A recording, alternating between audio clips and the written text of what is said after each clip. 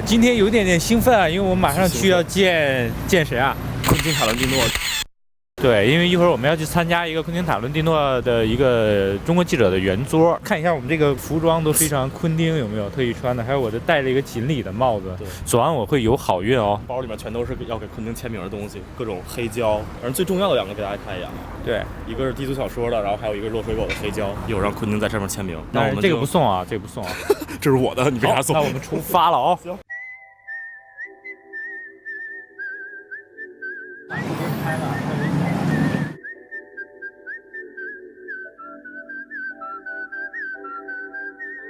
你第一次看昆汀的片子是什么时候？落水狗吧。第一部落水狗，那是落水狗上映那年看的吗？那年我还没有出生。那应该应该都10几年前了。DVD 时代还是 VCD 时代。对，天哪！你可以跟昆汀说，我是看着你电影长大的。我看着你长大，看着你我长大了。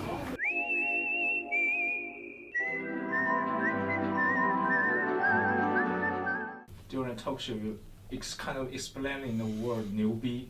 Right now, that video is very hot back in China, so I'd like to ask you, would you describe your film as 牛逼? Oh, when was I describing newbie? Could you help me out just a little bit? I think it's years ago. Oh, okay. I was charging myself as a newbie?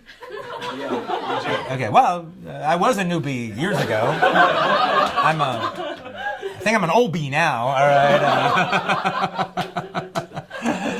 Hey, those were the days. Yesterday when I was young. I don't know if I'm answering your question 100%, but let me try, okay? This is my 9th movie. I'm probably only going to make 10 movies, and then I'm going to quit. I think that if you could look at all my movies, they're all like one movie.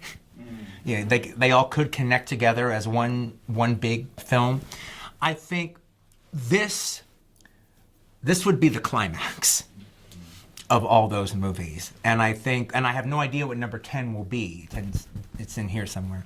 But I think 10 would be more like an epilogue. I think this is the climax, and 10 would be more thoughtful. So who taught you to speak 牛逼? Oh, well, I spent 6 months in China. All right, when I was doing Kill Bill. Frankly, longer, because we were going there for months and months and months doing pre-production and looking at temples and getting to know the area. I worked through the China Film Group on the Beijing Film Studios. Yeah, to this day, when it comes to dealing with stunts, people count off 1, 2, 3, boom. To this day, I go, ya, yi, song. That's Cantonese accent. No, I know. Well, the fight team was Cantonese. It was an interesting thing because the crew spoke Mandarin, but the fight team was from Hong Kong, so they spoke Cantonese. Oh, you say Nobi? You mean shabby? No. Okay. In this movie, you give short title. I think this is the most warm film in your work. Oh, thank you. I think Jackie Brown is also there's a warmth quality to Jackie Brown, and I think there is an aspect that they share a little bit together in that regard. There's a quality of a fable in the movie, and I wanted to get that quality across. What really happened was tragic, and I think there's an aspect of movies to, in this instance, that I could add a fairy tale ending to the film. We all know that you have a food fantasy all the time. Why this movie's feet looks really dirty? Oh, well, one, I never said I have a foot whatever, all right? You're saying that. I didn't say that. All right. Well, yeah, because that was the time. A lot of the young hippie girls, they walked around in bare feet, and they were dirty, and I was looking at research photos, just, guys would be walking down the street in jeans and velour shorts and completely barefoot. That was just kind of the style, especially in like New York and Los Angeles and San Francisco. Could I ask you about this incredible supporting cast that you put together? Al Pacino and Damian Lewis, Luke Perry, Lena Dunham, Bruce Dern. I assume all these guys were day players, but can you talk about sort of putting them together and how they really make this movie work? The actors that I've worked together with before, I had certain things in mind that that would be good for them, and it's one of those situations where if they're available, I know they would like to be in it. I know they would like to be a part of it. And Tim Roth did the same thing. He ended up getting cut out of the movie. Oh, by the way, you probably don't know that, but do you remember the hippie girl that comes up and sells Brad Pitt the acid dip cigarette? Yeah. That was the girl Little Bibi from Kill Bill. Wow. That would play the girl who played Uma's daughter. Wow. She's all grown up. With the other people, it was in the case of the character of Marvin Shores that Al Pacino played. That was one of the first big scenes that I wrote in the piece, and I wrote it for Al Pacino because he's always been one of my favorite actors, and then I've even gotten to know him a little bit as over the last couple of years.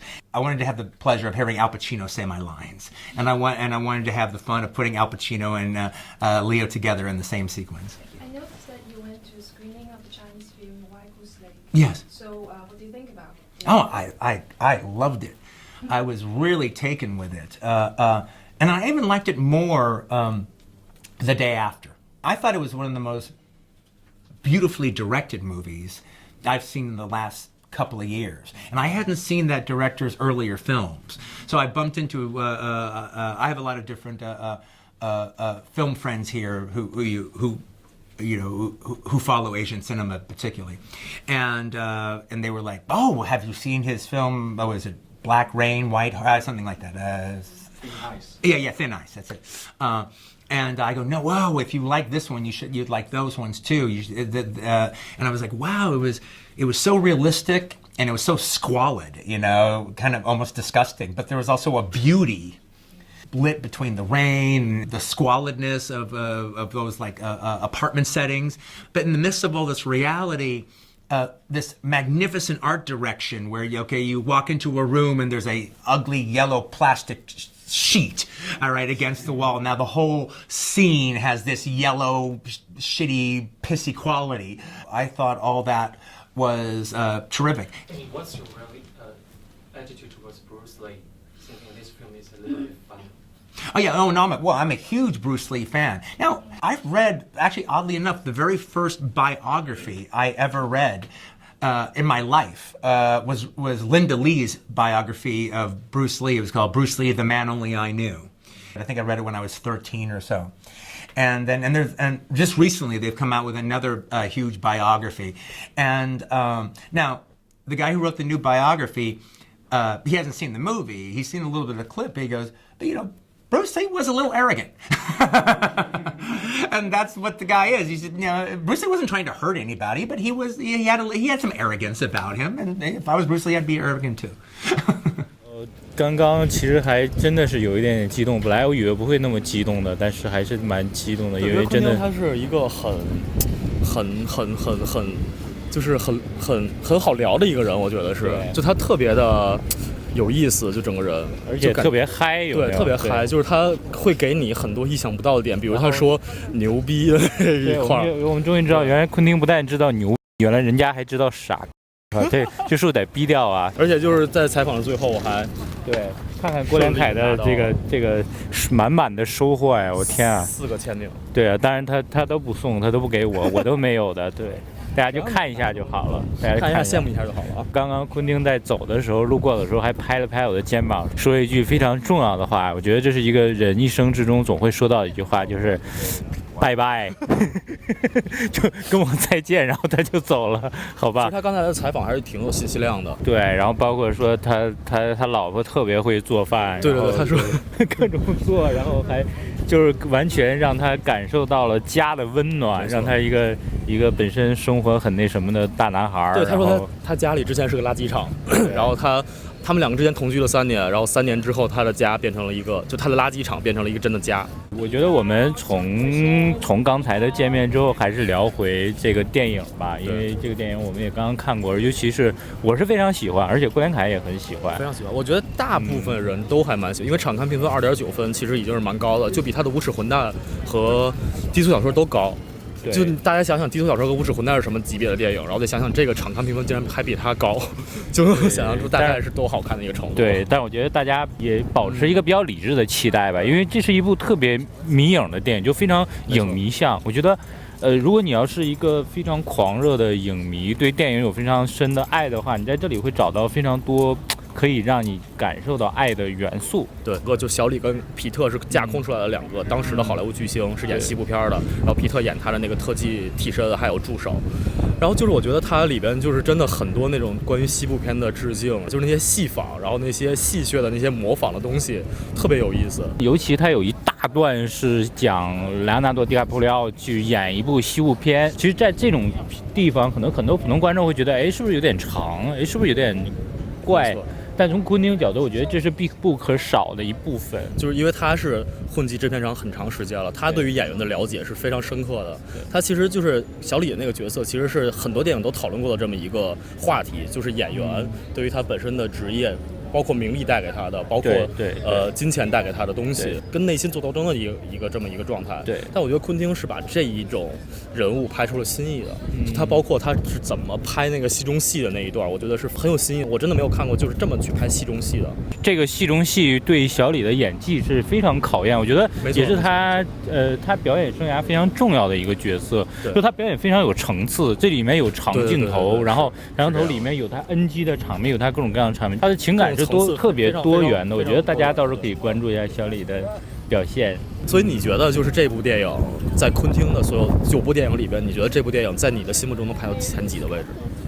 因为我是一个特别感性的人，其实我最喜欢昆汀电影是《无耻混蛋》所以说反而不是像低俗小说之类，所以说在这部的话，可能在我心里应该是能进前3吧。所以昆汀的好莱坞往事真的大家抱有期待吧？对。行，那这一期我们就到这儿，希望大家能好好的期待这部《好莱坞往事》，我是真的是很喜欢，也推荐给你们。那就再见，我们下期再见喽。